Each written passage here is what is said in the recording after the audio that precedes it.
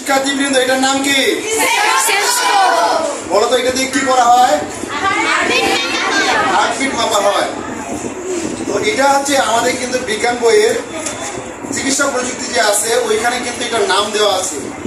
তোমরা অনেকে এটাকে চিনো না বা জানো না। তোমার মূলত তোমাদেরকে এটাকে চেনা এবং জানার জন্য এটা আজকে নিয়ে আসা, সংগ্রহ করা। তো আজকে আমরা তোমাদের এটা পরীক্ষা নিরীক্ষার মাধ্যমে দেখাবো যে কিভাবে এটার কাজ করতে হয়।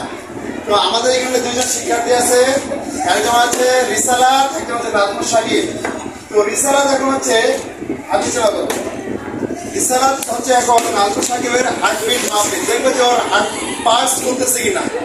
তো এটা কারণ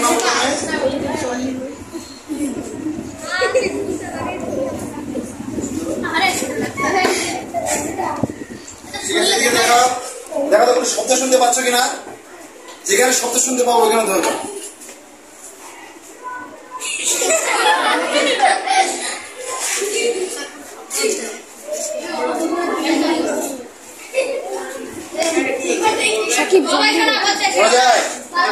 পাবে, অবশ্যই পাবে। তুমি খুঁজে দেখো, যতক্ষণ পর্যন্ত খুঁজে পাবে না ততক্ষণ পর্যন্ত ওর পরীক্ষার কাজ চলতে থাকবে।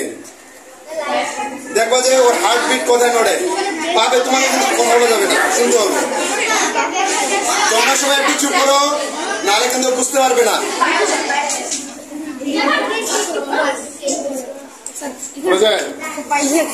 কি হচ্ছে? কি শব্দ হচ্ছে? ধন্যবাদ। এখন তুমি বলো যে ওর হার্টবিটের শব্দটা যখন তুমি এটা কানের মধ্যে লাগাইছো এবং এটা যখন ওর হার্টের এখানে রাখছো তখন কি শব্দ হয়েছে? একটু মানে শব্দ হচ্ছে না, পাস করতেছে। আমাদের হচ্ছে এটা কখন ব্যবহার করা হয়?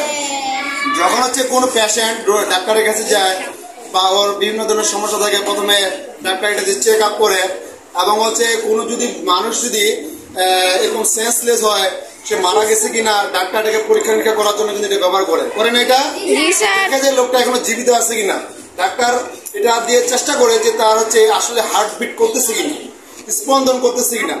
যদি দেখা যায় হ্যাঁ ওর হার্টবিট এখন স্পন্দিত হচ্ছে, তখন কিন্তু হচ্ছে ডাক্তার ওর আরো কিভাবে ওকে সেখান থেকে মুক্তি করা যায় বা বাঁচানো যায় সেজন্য চেষ্টা করে। আর যদি দেখে ডাক্তার যে তারা হার্ট পাস করতেছে না, হার্টবিট হচ্ছে না, তখন কিন্তু ডাক্তার তাকে কি ঘোষণা করে?